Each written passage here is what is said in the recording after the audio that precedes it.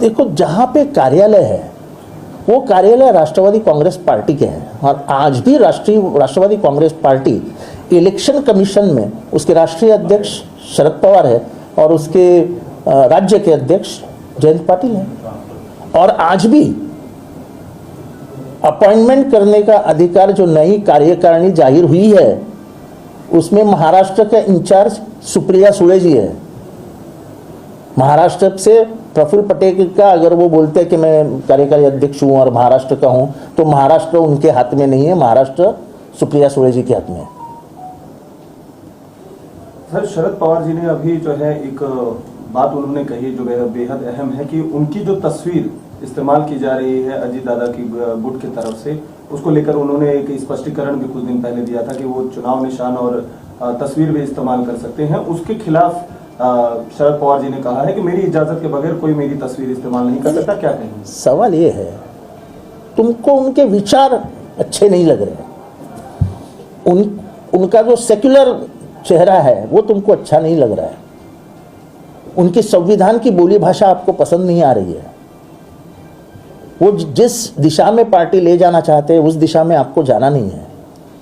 जब आपको सभी शरद पवार का नापसंद है तो आपको तस्वीर क्यों पसंद है?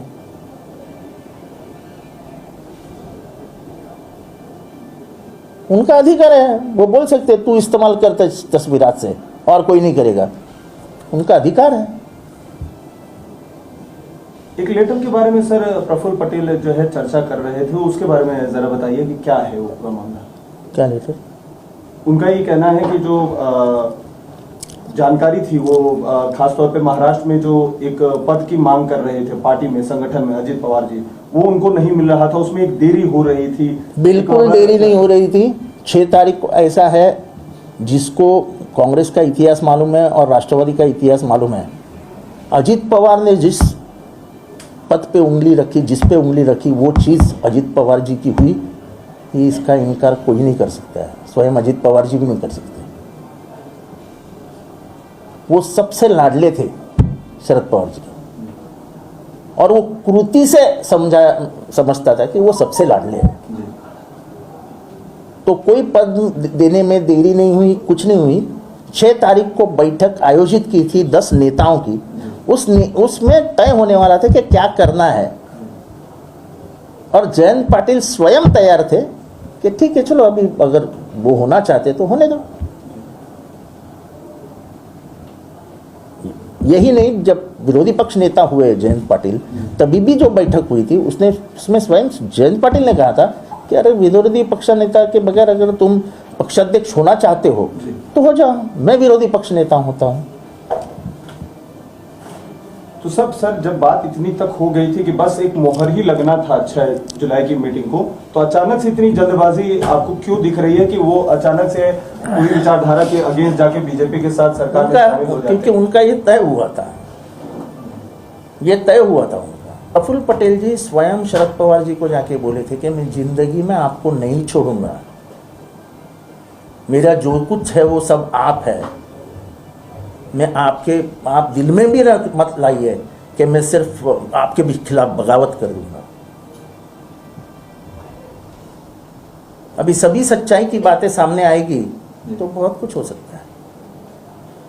तो आप अपना काम करिए, इधर उधर उंगली मत दिखाए कि ये खत लिखा था शरद पवार को, भी मालूम था, इसको मालूम था, उसको मालूम था। बंद मुट्ठी लाग की खुल गई तो खाक की। जैसा कि आपने सर कहा कि जो है मन पहले से ही बना लिया था, इसका संकेत आप लोगों को कब मिला था? जो बातें अगर मैं पार्टी के बारे में नहीं बात करता हूं, क्योंकि पार्टी के इतने वरिष्ठ स्तर पर मेरा कोई उठना बैठना नहीं था, पर एक छोटा कार्यकर्ता होने के नाते मुझे पहले से मालूम था कि ये होने वाला है। जो बीच में सर बातें आ रही थी कि बीजेपी, मुझे ऐसा है, आदमी के चाल से पता चलता है ना वो कितने स्पीड से कौन से दिशा में जा रहा है। इतनी तो समझ है ना यार। 80 में मैंने पहली मेरी कॉलेज की चुनाव लड़ा है, सन 80 में, तो समझता है ना, इतना तो समझता है। नया कार्यालय शुरू किया, आज उसका उद्घाटन भी अजीत पवार ने किया, बाकी जो उनके साथ के कैबिनेट के मंत्री थे वो भी वहां पर गए थे, लेकिन उससे पहले आज एक घटनाक्रम ये हुई कि जो उनके समर्थक थे उस कार्यालय में गए, ताले की चाबी ढूंढी जा रही थी, नहीं मिली, उसको तोड़ना पड़ा बाद में ताला को। इस पूरे घटनाक्रम को कैसे देखते हो? और नई जो कार्यालय खुली है उसमें भी घड़ी का ही आपका चुनाव निशान रखा गया है, पार्टी का नाम नेशनलिस्ट कांग्रेस पार्टी ही दिया गया है, क्या कहते हैं? देखो, मैं अभी भी कह रहा हूँ कि इन लोगों के वकीलों ने इनको बताया नहीं है कि जो सर्वोच्च न्यायालय के न्यायाधीश माय लॉर्डशिप चंद्रचूड़ जी ने कहा है, उसमें उन्होंने स्पष्ट संकेत दिए हैं कि पार्टी किसके पास रहेगी, पार्टी को कौन कब्जा बोल सकता है, ये स्पष्ट रूप में कहा है। उन्होंने कहा है कि आमदार पार्टी नहीं डिसाइड करते, ओरिजिनल पार्टी जो है उसके अध्यक्ष लेजिस्लेचर पार्टी की सभी जगहों की। आज इस पार्टी का अध्यक्ष कौन है, राष्ट्रीय अध्यक्ष कौन है? इलेक्शन कमीशन ऑफ इंडिया के पास किसका कॉन्स्टिट्यूशन पड़ा है? आप पढ़िए ना, सर्वोच्च न्यायालय का निकाल पढ़िए। मैं 6:30 बजे आज प्रेस कॉन्फ्रेंस रखा हूँ, मैं उसमें सब बातें बताने वाला हूँ, क्योंकि सर्वोच्च न्यायालय ने जो कहा है वो अगर पढ़ लेंगे तो आपको समझेगा कि कुछ मतलब नहीं है। ठीक है, आप देरी कर सकते हैं,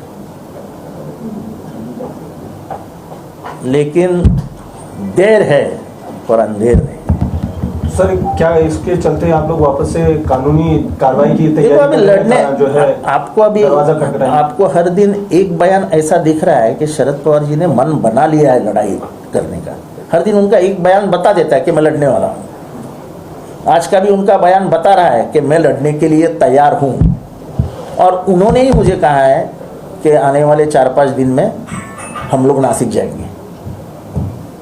तो उन्होंने लड़ाई का मन बना लिया है, और ये आदमी जब लड़ने को उतरता है तब वो रिश्तेदारी, अपनापन, जूनी दोस्ती, वो सब याद नहीं रखता है।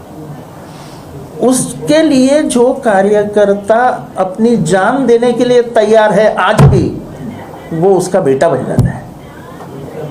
क्योंकि आज 60 साल की उनकी उम्र में उन्होंने जो लोग खड़े किए, वो कोई अमीर नहीं था ना। जैसे मेरे जैसे कार्यकर्ता को इस स्तर पे लाया। मैं कौन हूँ, मेरी क्या औकात है? मेरी जात कोई महाराष्ट्र में बड़ी जात नहीं है, लेकिन जिसपे पास कैपेबिलिटी है, एबिलिटी है, उसको ऊपर लेके जाओ, उसको ऊपर चढ़ाओ। वो उनकी पुरानी आदत है। मैं बात बताता हूँ, वो भी खुद बताते हैं हर प्रेस कॉन्फ्रेंस में कि एक ज़माना था कि वो फॉरेन टूर में गए थे 1984 में, और जब आए तब 95% एमएलए छोड़ के चले गए थे उनको, 95% एमएलए। और तभी उन्होंने पहले ही प्रेस कॉन्फ्रेंस में कहा था, इसमें से एक को भी चुन के आने नहीं दूंगा। बात सच कर दिखाई, एक भी चुन के नहीं आया। शरद पवार बाप अच्छा लगता है, शरद पवार बाजू में बैठे अच्छा लगता है, शरद पवार साथ दे रहे अच्छा लगता है, लेकिन जिस दिन शरद पवार आपको अपना वैचारिक दुश्मन मानने लगता है और चुनावी राजनीति में वो आपके सामने खड़े रहने वाले हैं। हमारे न्यूज चैनल्स को सब्सक्राइब करें, लाइक करें, कमेंट्स करें, शेयर करें और घंटी का बटन प्रेस करें, ताकि आने वाली हर वीडियो और अपडेट्स की नोटिफिकेशन आप सभी को मिलती रहे। जय हिंद, जय महाराष्ट्र।